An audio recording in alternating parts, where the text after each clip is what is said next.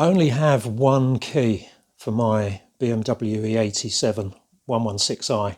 And of course, the concern I've got is if I lose this key, if it breaks, if it just fails, then what the heck am I going to do? Particularly, you imagine if I'm at a race, in fact, I don't think I'd be able to race. I don't know how you overcome that issue. I don't think there is a way. Before we continue, I just wanted to make you aware of this website, pauloffordracing.com. It's my blog, and the thing that may interest you is there is a thing called Build Guide, and this is all about building a 116 trophy car. But even if you have a road car, it lists lots of tasks and videos that I've recorded doing all sorts of work on my 116 car. So whether it be engine, transmission, steering, rear suspension, brakes, interior, electrics, you can see there's a lot of information on there. So these all link out to various YouTube videos. So I'd encourage you to look there, and also if you want to catch all my latest YouTube videos, then please do subscribe. I'd really appreciate it if you'd subscribe and like the videos that you like. Okay, let's get back to the story. I decided to buy another key. So I went to BMW and I've bought this key. It costs around £230 sterling. Pretty expensive for what it is. This is a BMW original key, so that's important. It's not, I think there are some third-party keys that you can get, blank keys. So what I'm about to talk about is how you program this type of key. Now the key comes with the blade, as they call it, and that does work. I've just tried it. So how did they supply me with a key with the correct blade? Well, you have to take an awful lot of things down to the dealer actually to get a key. They've really tightened up on security. In fact, apparently they've tightened up on security over the last few months. So if you ordered a key some months ago, you may not have had to jump through all these hoops that I'm about to tell you. So in the UK, if you order a key now, you have to take your V5 registration document. You have to take a photo ID. So I took my passport, although I think your license with the photo on it would probably be okay.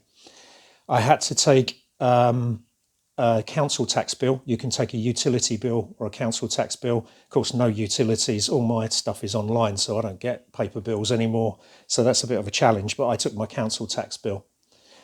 And above all of that, you have to take the car. Yeah. So in my case, my car, though my car is in theory street legal, it's not insured at the moment or taxed. I actually did a track day a couple of days ago, and I just kept the car in the trailer, and then the following day I took the car down to the dealer. The guy from the parts department climbed inside the trailer because it's a covered trailer, and he takes a picture of the VIN number on the windscreen. That's what he needs. He must provide BMW with a photograph of that VIN number. And then, as always, this is not product placement, they don't sponsor me or anything, but Stansted BMW, I think they're called Barons, they're really good.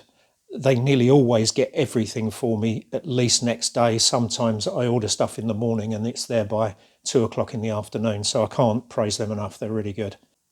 So now what I'm about to do is program the key. I'm a bit confused about this actually. I've read different instructions online, but the instructions I have now are from a BMW dealer actually in the US. I think they're called Pacific Group or something.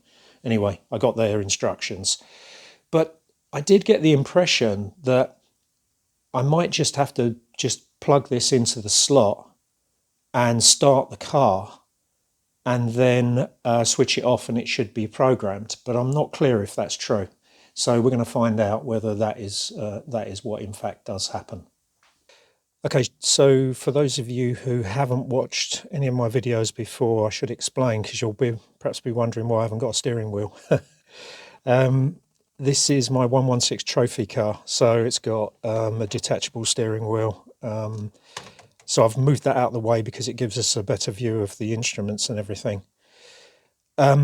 There aren't any real big differences between this and your road car. The only thing I have got is I've got an isolator, an electric isolator. So you'll see in a minute, I'll push that just to get power to the car. And then what we'll do is we'll just put the key, the new key fob, into the slot and see what happens. What should happen is the stuff should light up. And then what I'll do is I'll actually try starting the car just to see what happens. Okay, let's have a go at this. So that's the power enabled to the car. Now I'll put the key in the slot. Well, the dash has come on. Wow. Well, that couldn't have been easier, quite honestly. That's amazing. Oh, I was quite nervous about this, actually. I thought I'm going to well and truly mess this up. Oh, by the way, you see my airbag light came on just there. Obviously, this car doesn't have airbags or anything, so I get some errors on the dashboard, but in the main, it's all pretty good.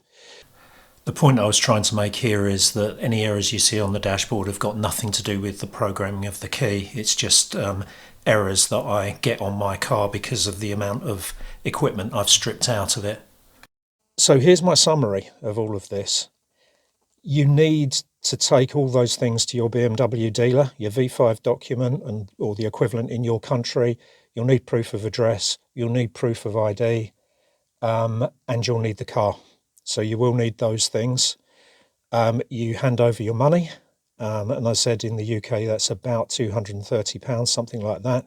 And then they will program you a key and send it back to you, or send it to the dealer. You'll get a receipt. So the following day, when you pick the car up, you'll need to take your receipt, get the key, bring it back, plug it in, start the car, and I believe that's it. It's now programmed. It should all be good. A lot simpler than I was expecting, quite honestly. The only caveat perhaps I should add to this is I'm quite lucky because obviously the CAS unit in my car is the same as the original, and my door locks are obviously the same as the original, because otherwise I don't see how, just by knowing the VIN, you'd be able to program a key and cut the blade correctly. So everything must be all aligned in this car. If you've had different door locks fitted, or you've had, or your CAS unit has been swapped out, although I think don't you have to recode the CAS to match the ECU? I think you do anyway. I think under those sorts of circumstances, you'll need to have a discussion with the dealer about what you should actually do. Now, they did offer to program it for me, which would have been a bit of a joke, because if all they've got to do is put it in the slot, then they wouldn't have done much.